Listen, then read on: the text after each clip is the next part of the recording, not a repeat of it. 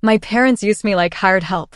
The day before Christmas, Mom sneered, "Your sister's friends are coming." I only play hostess for 25 guests. She thought I'd cook, scrub, and serve. I just smiled. That night, I flew off to Florida.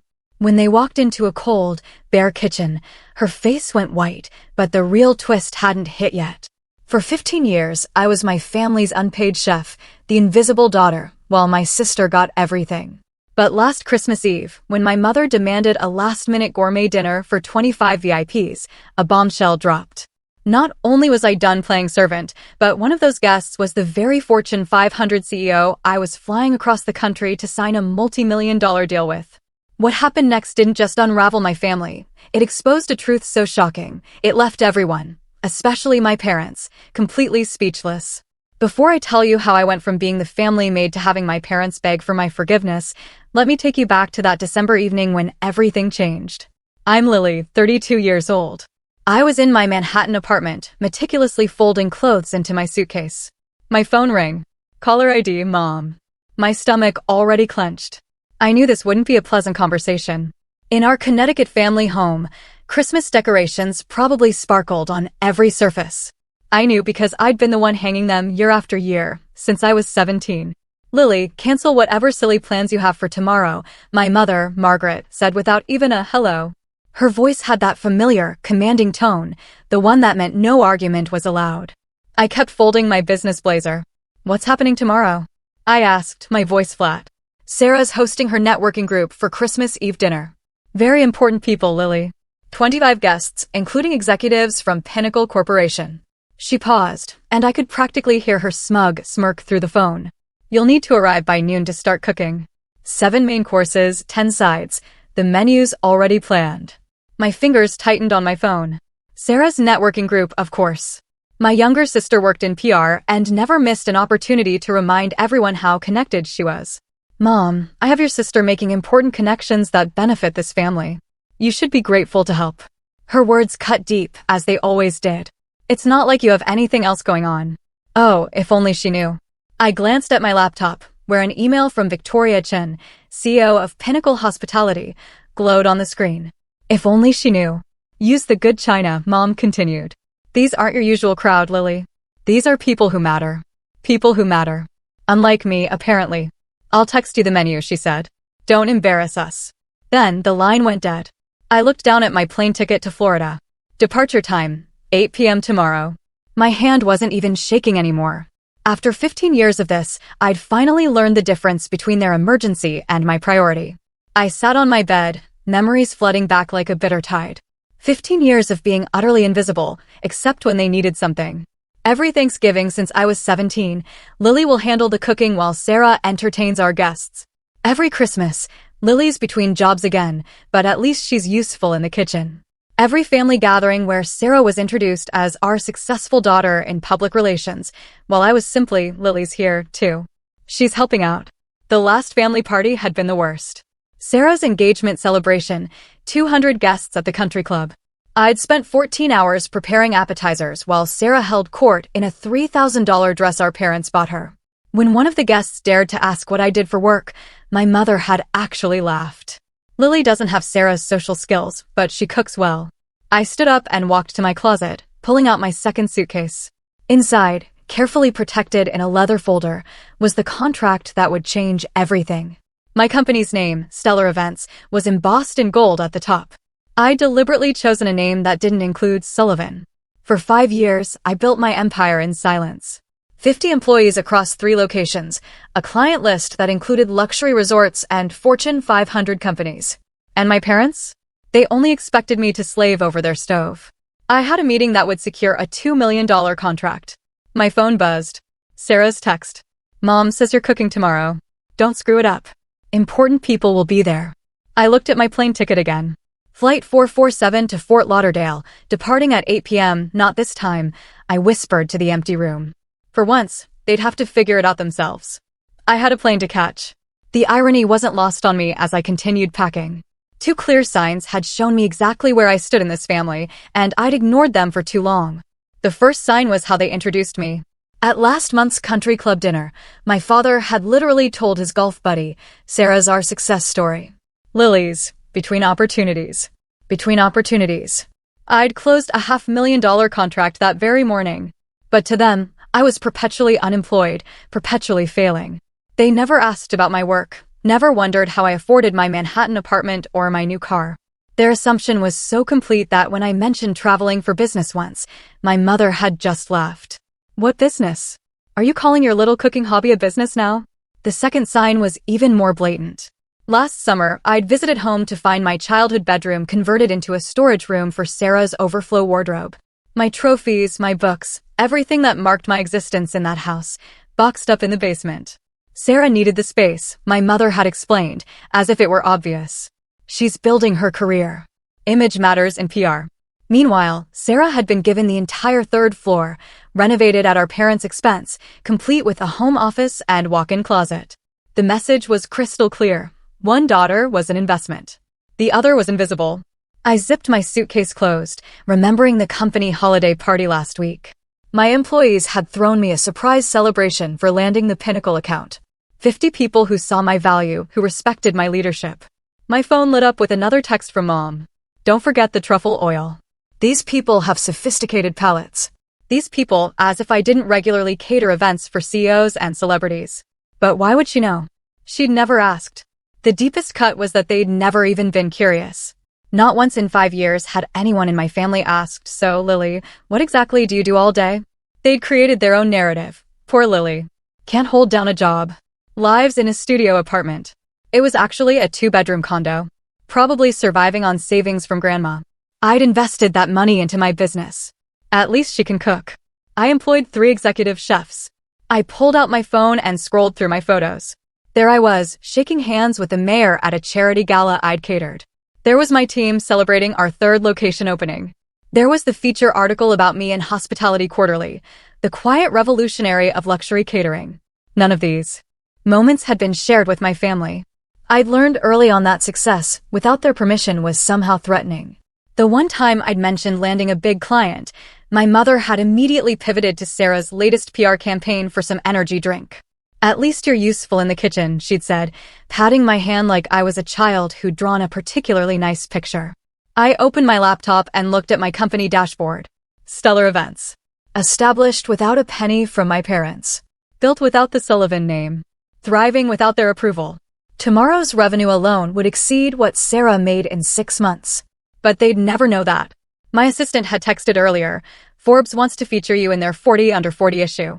They're especially interested in your story of building the business without family support." Without family support. If only Forbes knew the half of it. My family hadn't just withheld support, they'd been actively blind to my existence beyond their kitchen. If you've ever felt invisible in your own family, or been treated like your success doesn't matter, you'll understand why I did what I did next. My phone buzzed with a calendar reminder, and reality hit me like cold water. If I stayed silent and played the servant tomorrow, I'd lose everything I'd worked for. The Pinnacle hospitality contract wasn't just another deal. It was the deal. $2 million, exclusive catering rights to their 5 Florida resorts, and a partnership that would put Stellar Events on the national map. The meeting was December 26th at 9 a.m., non-negotiable. Victoria Chin, Pinnacle's CEO, had been crystal clear. "I'm flying back to Singapore on the 27th, Lily. If we don't finalize this in person, the board will go with our second choice." Our second choice, my competitor, who'd been circling this contract like a vulture. But it wasn't just about the money. 50 employees were counting on me. Maria, my head chef, had just put an offer on her first house based on the expansion this contract would bring. James, my operations manager, was planning to move his kids to better schools. This wasn't just my dream anymore. It was theirs too. I pulled up my bank statements. Yes, I was successful, but this contract would change everything. It was the difference between being a regional success and becoming a national player. The kind of opportunity that comes once in a career. My phone rang. It was my CFO. "Lily, just confirming you'll be at the resort tomorrow evening for the pre-meeting dinner with Victoria's team." "I'll be there," I said, looking at my packed bags. "Good." Victoria specifically mentioned she's excited to meet the CEO who built such an impressive company without any family money or connections. Without family money or connections. If she only knew how true that was. My phone pinged with an email from my mother. Subject line: Urgent Christmas Eve menu. My stomach turned as I opened it. 7 main courses, 10 sides, dietary restrictions for 5 guests, wine pairings, dessert selection. The level of detail was staggering. She'd planned every single dish, every garnish, every serving plate. Use the Waterford crystal and the silver with the monogram, she'd written. These are important people, Lily. One of them is Victoria from Pinnacle Corporation. She could be valuable for Sarah's career. I nearly dropped my phone. Victoria. Victoria Chin was going to be at my parents' house. I quickly scanned the guest list my mother had attached. There it was, clear as day. Victoria Chin, CEO, Pinnacle Hospitality. My heart raced as I processed this impossible coincidence. The same woman I was meeting in Florida was going to be at my parents' house, expecting to be served by their unemployed daughter. Another text from Sarah popped up. Mom says Victoria Chin will be there. She's huge in hospitality. I'm hoping to pitch her on PR services. Don't embarrass me with your amateur cooking. Amateur cooking? I just catered Victoria's company retreat for 500 people last month. Though we'd handled everything through my executive team, she'd never met me in person. That was scheduled for tomorrow. I sat down hard on my bed, the weight of the decision crushing me. Stay and serve the woman who was about to make me a millionaire, pretending to be a failure? Or leave and risk my family's wrath, but secure my future? My Uber notification popped up. Your ride to JFK Airport is scheduled for 6:30 p.m. tomorrow. I looked at the menu again, then at my contract, then at my plane ticket. The choice had never been clearer. I made my decision. I picked up my phone and dialed my mother's number. She answered on the first ring. Finally. I was starting to worry you weren't taking this seriously. Mom, I can't do it. Silence. Then her voice turned sharp. What do you mean you can't? I have a business trip. I'm flying to Florida tonight. Don't be ridiculous. Her voice rose. What possible business could you have? An important meeting. She actually laughed. Lily, stop being selfish. Your sister needs this. Sarah has a full catering team she could hire. With what money? Do you know how expensive that is? I bit my tongue. The irony of her asking me about catering costs while talking to someone who owned a catering company was almost too much. Family comes first, she snapped. Or are you too selfish to understand that? I understand perfectly. Family comes first when you need something from me. How dare you? When's the last time you asked about my life, Mom? We know about your life. You're between jobs, living in that tiny apartment. I'm a CEO. Another laugh. This one cruel. A CEO of what? Your imaginary company. It's not imaginary. I have 50 employees. Lily, enough with the fantasies. Sarah needs this. You owe us. I owe you? We raised you, fed you, kept you in our home while treating me like hired help. You're being dramatic. What else do you have to do? Sit in your apartment alone on Christmas. I looked at my business class ticket. I have a flight at 8 p.m. Cancel it. No. If you leave, don't bother coming back. The threat hung between us. The same one she'd used so many times before. Usually, it worked. Usually I caved. Then I guess this is goodbye, I said quietly. You can't be serious. I'm done being the family servant. Mom, I'm done being invisible until you need something. You ungrateful, I hung up. My hands were shaking. But for the first time in 15 years, it wasn't from fear or anger. It was from freedom. My phone immediately exploded with texts from Sarah. What did you just do? Mom's having a meltdown. Stop being so dramatic and get over here. I turned off my phone and continued packing. They'd figure it out. They always did when they had to. I turned my phone back on, just to set one thing straight. It rang immediately. Sarah, what is wrong with you? She screeched. Mom's calling all the relatives, saying you've lost your mind. I have a business meeting on Christmas Eve. Stop lying. This is about that stupid fight last month, isn't it? When Mom gave me your room. My room was converted to your closet years ago, Sarah. And no, this is about my actual career. What career? You cook sometimes. I own a catering company. Sure you do. Her voice stripped condescension. Look, I'll pay you to cook. How's $200? I almost laughed. My day rate for personal chef services was $5,000. Not that she'd ever know. This is non-negotiable. Sarah, I'm not coming. Mom will disown you. That's her choice. You're really going to ruin Christmas? Ruin my networking opportunity? Victoria Chin will be there. Then hire a caterer. On Christmas Eve. Are you insane? No one's available. I walked to my kitchen counter where I'd left a notepad earlier. On it, I'd written 3 catering companies that handled last-minute emergencies, along with their 24-hour hotlines. It was more than they deserved, but I wasn't completely heartless. I left a note on my kitchen counter with some numbers. I'm not driving to Manhattan to get your stupid note. Then Google emergency catering services. You're being selfish. I'm being professional. My business requires me to travel. What business? She screamed. Stop pretending you're something you're not. The Uber notification popped up. Your driver will arrive in 2 hours. I have to go, Sarah. If you do this, you're dead to us. I'm already invisible to you. What's the difference? I hung up and turned off my phone completely. On the kitchen counter, I placed the note with the catering numbers in clear view, just in case they somehow came by. Next to it, I left a copy of my business card, the one that read, Lily Sullivan, CEO, Stellar Events. They wouldn't come. They wouldn't see it. But at least I'd know I tried to help, even as I chose myself for the first time. The plane lifted off from JFK at exactly 8:07 p.m., and I finally exhaled. Below me, Connecticut disappeared into a blur of lights. Somewhere down there, my mother was probably frantically calling every relative, painting me as the ungrateful daughter who abandoned family on Christmas. I pulled out my laptop and opened the Pinnacle contract one more time. There it was. Clause 15.3. CEO presence required for all strategic planning sessions. Victoria had insisted on that clause herself, saying she only worked with founders who were hands-on. My email inbox showed 17 new messages from Victoria's team, all confirming tomorrow's schedule.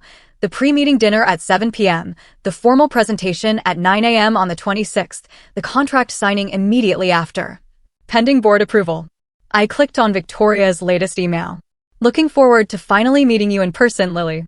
I've been following Stellar Events' growth for 2 years. Your reputation precedes you. My reputation.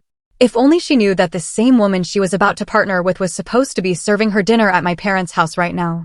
A text from my assistant came through the plane's Wi-Fi. Forbes wants to know if they can mention your family background in the article. They're interested in the built from scratch, without family support angle. I typed back, tell them the article runs December 27th, correct? Yes, it goes live at midnight on the 26th. Perfect timing. By the time my family realized who I really was, the contract would be signed and the news would be public. I pulled up the draft of the Forbes article they'd sent for approval. The headline read, From Invisible to Invaluable, How Lily Sullivan Built a Catering Empire Without a Dollar of Family Money. The universe, it seemed, had a sense of humor about timing. The Pinnacle Resort suite took my breath away. Floor-to-ceiling windows overlooked the Atlantic, and a bottle of champagne waited on ice with a handwritten note, Welcome, Miss Sullivan. Looking forward to our partnership. Victoria Chin. I sat down my bags and checked my phone. 47 missed calls from my mother. 18 from Sarah. Even 3 from my usually silent father. I deleted the voicemails without listening. Instead, I opened my email to find something that made me smile. My PR manager had sent the final proof of the Forbes article with a note. They've moved you to the cover story. It'll be on every newsstand December 27th. The cover. My photo, professional, confident, nothing like the invisible daughter my family knew, would be on Forbes's cover. The article detailed everything. How I'd started with $5,000 saved from waiting tables. How I'd built the company without investors. How I'd specifically chosen to succeed without trading on my family's connections. Another email caught my eye, from Victoria herself. Lily, I'll be arriving late to tomorrow's dinner. Coming straight from a social obligation in Connecticut. Hope that's all right. Connecticut. She was at my parents' house right now, probably wondering where the promised elaborate dinner was. My assistant texted again. The Forbes reporter wants to know if you'll mention your family's reaction to your success. I thought about it. Tell them my family will find out when everyone else does. When the magazine hits stands. That's cold, boss. I love it. I walked to the window, watching the waves crash against the shore. In 12 hours, I'd sign the biggest deal of my career. In 36 hours, my face would be on every Forbes magazine in the country. Sometimes the best revenge isn't revenge at all. It's success they never saw coming. While I slept peacefully in my Florida suite, chaos reigned in Connecticut. According to the texts I read the next morning, the disaster had unfolded exactly as expected. By 6 p.m. on Christmas Eve, my mother had realized I wasn't coming. The kitchen remained pristine and empty. The refrigerator stocked with only basic ingredients, and 25 hungry guests were arriving in an hour. Sarah's panic texts told the story. Mom's losing it. She's calling every restaurant in a 50-mile radius. Everything's closed. How could you do this to us? My father had finally texted at 6:45 p.m. Your mother is having a breakdown. Please reconsider. At 7 p.m. sharp, the guests had started arriving, investment bankers, PR executives, and most importantly, Victoria Chen, CEO of Pinnacle Hospitality. They came expecting an elaborate, home-cooked Christmas Eve dinner, the kind my mother had bragged about for weeks. Sarah's text at 7:23 p.m. We're ordering pizza. Pizza, Lily. Do you understand what you've done? At 7:47 p.m., Mom just told everyone you're unreliable and always have been. She's blaming you for everything. The pizza had arrived at 8:15 p.m. 5 boxes of Papa John's and 3 from Domino's, because one chain couldn't handle the last-minute order. My mother, who had spent weeks bragging about her daughter's elaborate cooking, had to serve delivery pizza on her Waterford Crystal. Sarah's increasingly frantic texts painted the picture. Victoria Chen looks disgusted. People are leaving. Mom told everyone you're mentally unstable. She said, you've always been the family disappointment. The last text from Sarah, sent at 9:03 p.m. Party's over. Everyone left early. Victoria Chen didn't even stay for dessert. Mom says you're dead to her. I put down my phone and ordered room service breakfast. In 3 hours, I'd be having dinner with Victoria Chen. I wondered if she'd mention the disaster at my parents' house. I wondered if she'd recognize my last name. Most of all, I wondered what my mother's face would look like when she learned the truth. The pre-dinner meeting at Pinnacle Resort was scheduled for 7 p.m. I arrived early, wearing my best suit, ready to close the deal of my lifetime. What I didn't expect was Victoria Chen walking in with a story to tell. Lily, she greeted me warmly, though she looked tired. I have to apologize for being late. I just flew in from the most bizarre Christmas Eve party in Connecticut. My heart rate stayed steady. I'd practiced for this moment. Oh, what happened? You won't believe this. She sat down, shaking her head. I was invited to what was supposed to be an elegant dinner party. The hostess, Margaret Sullivan, actually, same last name as you, funny coincidence, had promised this elaborate meal prepared by her daughter. I nodded, saying nothing. We arrived to find absolute chaos. No food prepared, empty kitchen, and the hostess scrambling to order pizza. Pizza, for executives and business owners she'd been trying to impress for months. That must have been awkward. It gets worse. She spent the entire evening bad-mouthing her older daughter, calling her unreliable, mentally unstable, a disappointment to the family. Apparently, this daughter was supposed to cook everything, but just disappeared. Victoria pulled out her phone, showing me a photo someone had taken at the party. There was my mother, face flushed with embarrassment, pizza boxes visible on her precious mahogany table. The younger daughter, Sarah, kept trying to salvage things, but it was a disaster. She actually tried to pitch me PR services while serving Papa John's on china plates worth more than most people's rent. Did you stay long? 20 minutes after the pizza arrived. The hostess was so busy making excuses and blaming the absent daughter that she forgot to actually host. It was. Victoria paused, searching for words.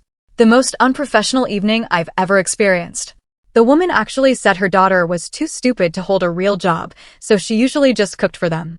My hands remained steady on my portfolio. That's terrible, isn't it? I can't imagine treating family that way. Victoria opened her menu. Now let's discuss something more pleasant. Your incredible company.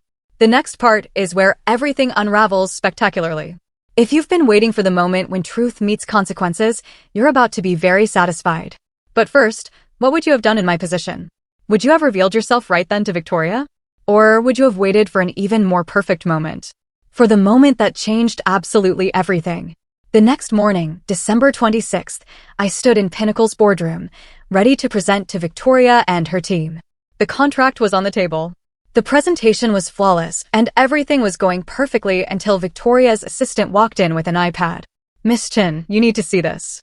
There's a photo from that Connecticut party going viral on LinkedIn. Victoria took the iPad, and I watched her face change from curiosity to confusion to complete shock. She looked up at me, then back at the screen, then at me again. Lily, she said slowly. This photo from the Sullivan house in Connecticut. She turned the iPad toward me. Someone had posted a family photo from my parents' wall, the one from last Thanksgiving, where I stood in the background, barely visible, while Sarah posed front and center with our parents. Is this you? I nodded. Yes. Sullivan. Margaret Sullivan. Is your mother? Yes. The room went completely silent. Victoria's team exchanged glances. The legal counsel put down his pen. The woman who called you unreliable, mentally unstable, and unemployable is your mother? Yes. Victoria stood up, walked to the window, then turned back to face me. You were supposed to cook that dinner, the one that turned into a pizza disaster. I was. But you were here meeting with us. I chose my business over being treated like a servant.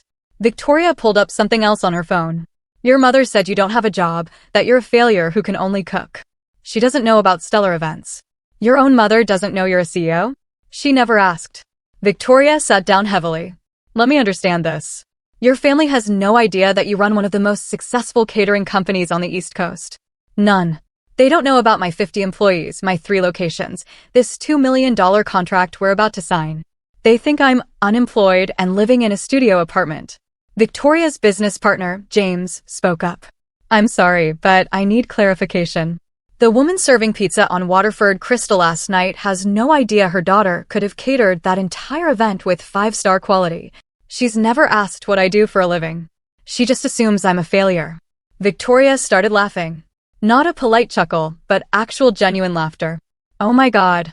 She spent the entire evening complaining about her disappointment of a daughter. And that daughter is you, the CEO I've been trying to partner with for 2 years. She looked at her team. Gentlemen, I think we're about to sign the most interesting contract of our careers. Victoria pulled out her phone again, this time opening Google. I have to know something, she said, typing my name. The search results loaded instantly. Oh my God. She turned her phone toward her team. Look at this.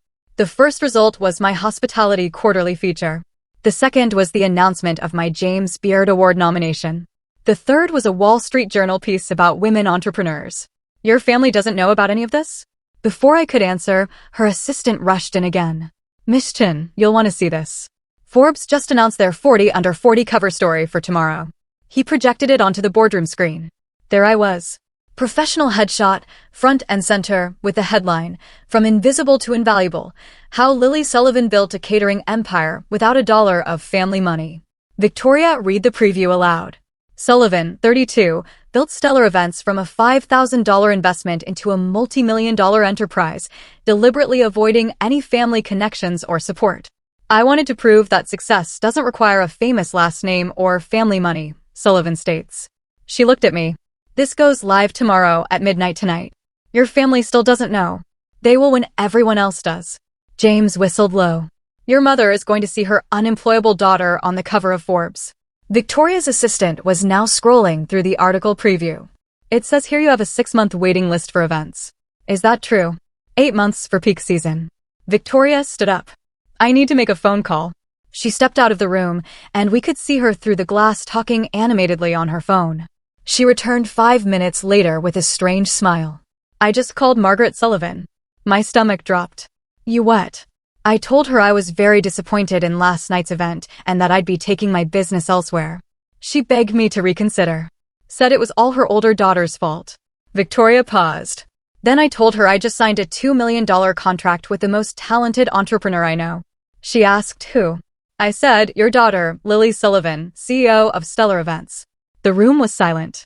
The sound she made, Victoria continued, was like all the air had been sucked out of her lungs. Then she hung up on me. My phone, which I'd kept on silent, showed 47 missed calls in the last 3 minutes. All from my mother. Victoria extended her hand across the table. Miss Sullivan, let's sign this contract. I believe we have a partnership to celebrate. As I signed my name on the $2 million contract, my phone lit up with a text from my father. Your mother just fainted. What the hell is Stellar Events? The contract was signed, champagne was poured, and my phone wouldn't stop buzzing. I finally excused myself to check the messages. Mom, answer your phone now. Sarah, is this some kind of sick joke? Dad, your mother is hysterical. Please call. Sarah, Victoria Chin just told everyone you're a CEO. Mom, this is cruel. Lily, pretending to be successful to humiliate us. I walked back into the boardroom where Victoria and her team were still celebrating. My family thinks I'm lying about being a CEO. Victoria's eyes gleamed. Would you like me to send them something?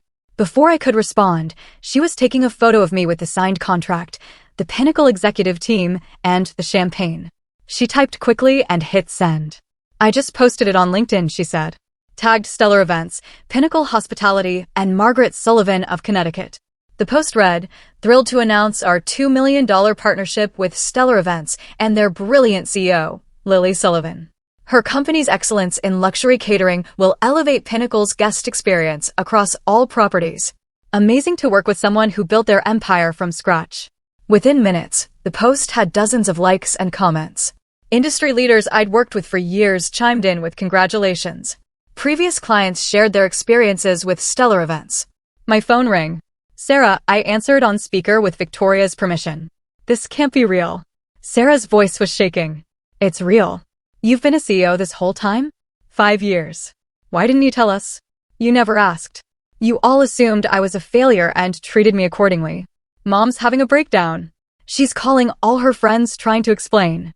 Everyone saw Victoria's post. That's not my problem anymore. How can you be so cold?" I looked at Victoria and her team, all successful professionals who'd never once questioned my worth. "I'm not cold, Sarah. I'm done. I'm done being invisible until you need a cook.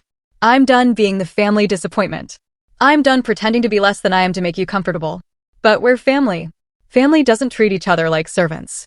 Call me when you're ready to meet Lily Sullivan, the CEO, not Lily the cook." I hung up. Victoria raised her champagne glass. To boundaries. We all toasted, and for the first time in my life, I felt truly seen. That evening, I finally called my mother back. She answered before the first ring finished. "How could you do this to us?" She was crying. Actually crying. "Do what exactly?" "Humiliate us. Victoria Chin told everyone at the country club about your company. People are calling asking why we didn't know our own daughter was successful. You never asked about my life, Mom." "We asked. We knew you cooked sometimes. You assumed I was a failure. For 5 years, you've introduced me as unemployed. You've never once asked about my work, my apartment, my life. You should have told us." I tried. "Remember 3 years ago when I mentioned landing a big client? You immediately started talking about Sarah's PR campaign for an energy drink. You literally said, 'That's nice, dear. But Sarah's work is really taking off.'" Silence. I left catering numbers on my counter. I continued calmly. "You could have saved the party. We don't have keys to your apartment. You've never asked to visit my apartment. You don't even know where I live. That's not Mom. I employ 50 people. I have 3 locations. I've been featured in multiple publications. I was nominated for a James Beard Award. And you thought I was unemployed because that was easier than actually seeing me. We're your family. My family needs a servant. My business needs a CEO. I chose my business. This is about spite. No, Mom. This is about self-respect. I've built something amazing. And I did it without any of you. Not your money, not your connections, not even your belief in me. What do you want from us? Nothing anymore. That's the point. For the first time in my life, I need absolutely nothing from you, Lily." The Forbes article comes out at midnight. You might want to prepare yourself. It details exactly how I built my company without family support. "You told Forbes about us?" I told Forbes my truth. "If that embarrasses you, maybe you should think about why." I heard my father's voice in the background. "Margaret, maybe we should listen." "I'm done listening," my mother snapped at him. Then to me, "You've destroyed this family." "No, Mom. I've finally built my own life. Call me when you're ready to be part of it. As equals, not as master and servant." I hung up gently, feeling lighter than I had in years.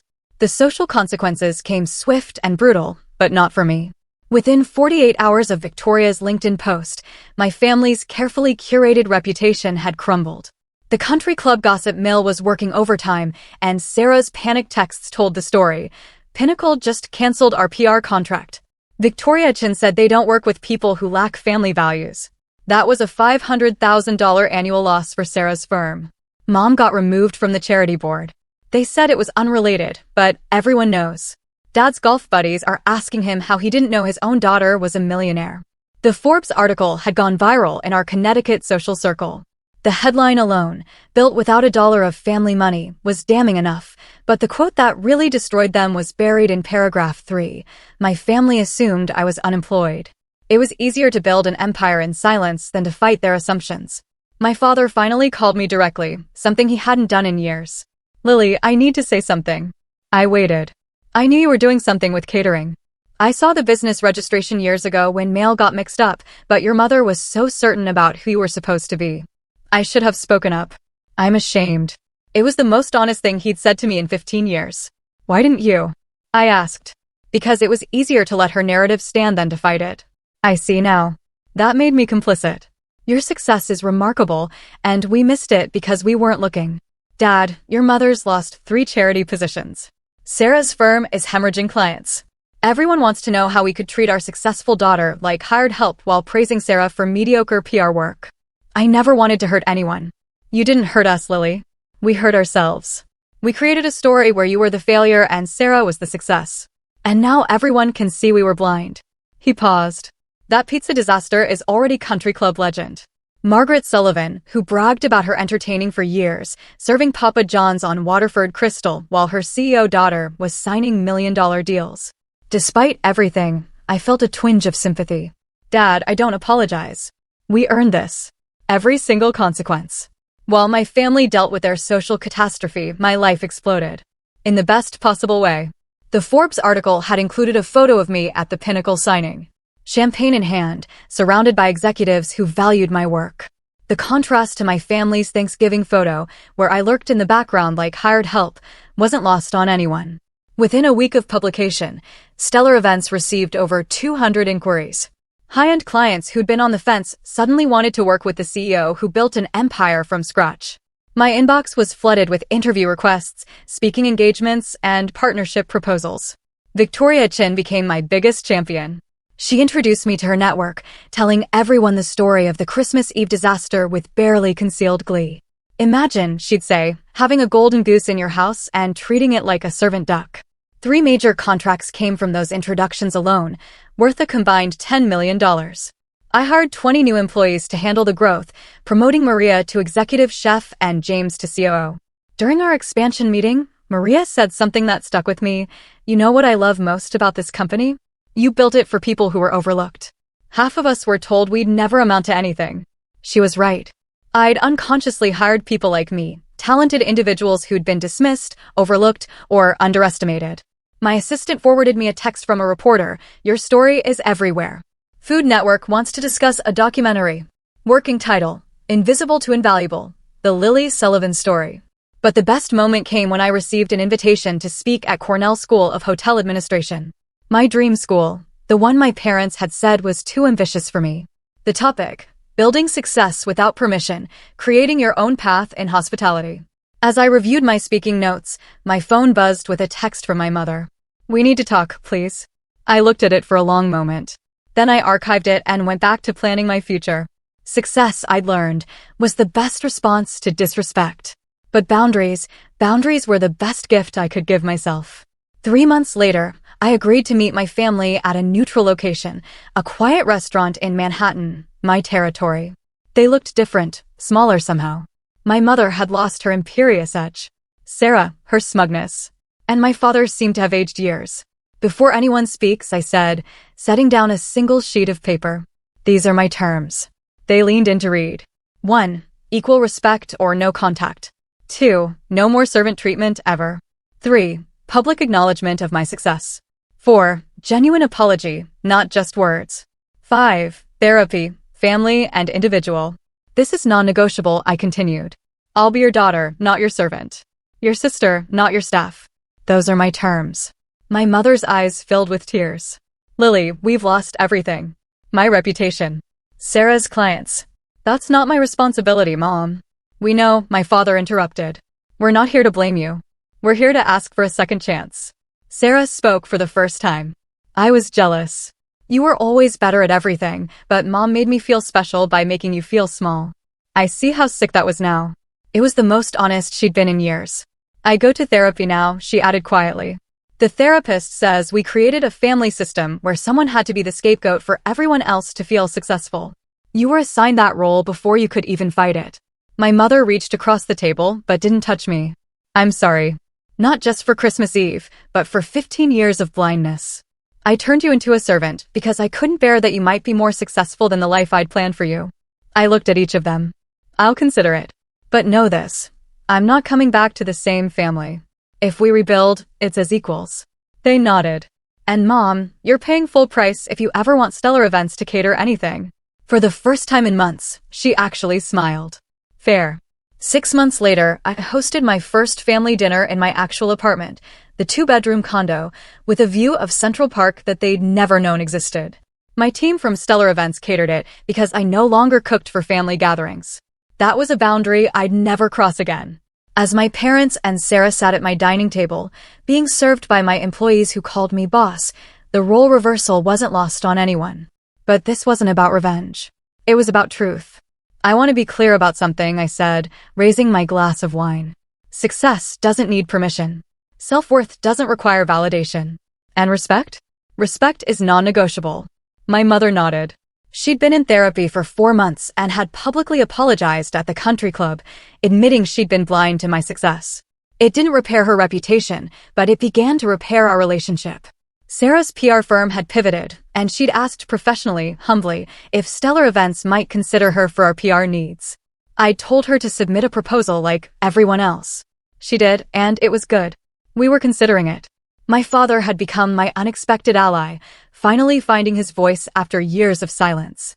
He now introduced me as my daughter, the CEO, with genuine pride. But the biggest change was in me. I no longer hid my success or dimmed my light to make others comfortable. My company had grown to 100 employees, with locations in 5 cities. The Food Network documentary had aired to critical acclaim.